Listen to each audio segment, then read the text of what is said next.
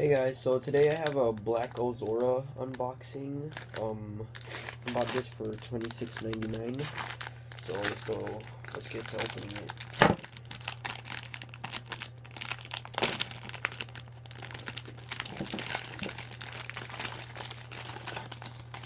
There it is. Oh man. Well, first of all, there's already scratches on the ball. I don't know if you could see them, but there's scratches. So that's a little weird. Ooh. The spike is really short, if you could see that.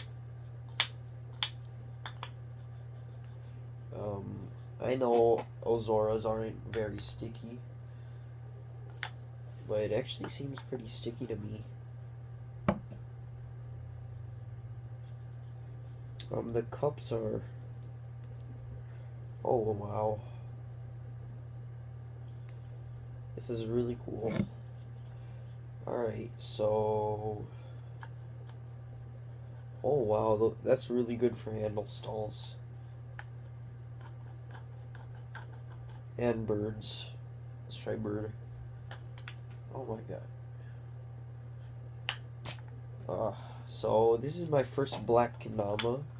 I picked this up because I wanted a black Kendama. So yeah, that's basically it for this video. Thanks for watching. Peace out.